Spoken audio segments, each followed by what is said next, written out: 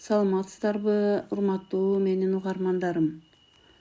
Бүгүн сиздердин назарыңыздарга адамдын тагдырындагы эң оор тандоолордун бири мекенге болгон сүйүү менен үй бүлөнүн жыргалчылыгынын ортосундагы татаал тандалууну камтыган «Тандоо» аттуу жаңы драмалык чыгарманы сунуштайм. Бул окуя ар бирибиздин жашообузга жакын болгон сезимге бай чыгарма десек болот. Чыгарманын аталышы «Тандоо» — чет элдеги күн. Азамат Москвадагы курулуш объектилеринде 10 жылдан бери иштеп келет. Анын максаты бирөө эле: айылдагы жакырчылыкты жоюп, балдарына татыктуу келечек куруп берүү. Ал күнү түнү иштеп, ден соолугунан ажырап баратса да, балдар окусун, үйүбүз бүтсүн деген ой менен өзүн унутат. Жылдар өткөн сайын балдары чоңоюп жатат. Эң улуу баласы мектепти бүтүп, атасынын алыстыгынан улам аны менен байланышы супсак болуп калган.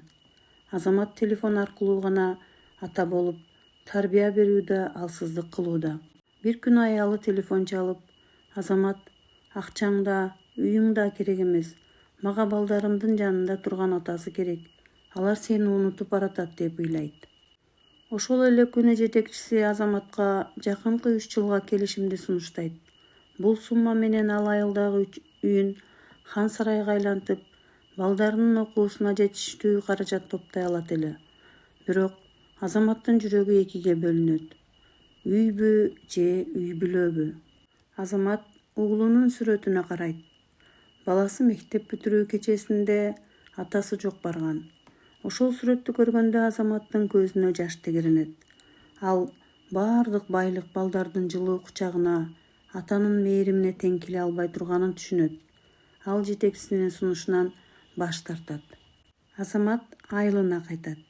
Чөнтөгүндө чоң байлык жок болсо да, жүрөгү толкундап, жакындарынын жанына келет.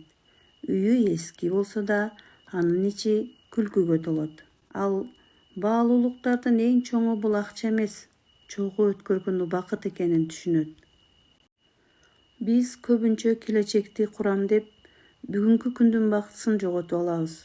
Жашоонун маңызы алдыга койгон максатка жетүүдө эмес, ошол максатка карай жолдо жаныңдагы адамдарды жоготуп албоодо. Урматтуу окурмандар, бүгүнкү окуя сиздерге кандай таасир калтырды? Сиз Азаматтын ордунда болсоңуз, байлыкты тандайт белеңиз же үй бүлөнүбү? Оюңуз менен бөлүшүңүз. Убактыңызды бөлүп уккандыгыңыз үчүн терең ыраазычылык билдирем. Ар дайым үй бүлөңүздөрдүн бактысына, амандыгына бөлөнүңүздөр.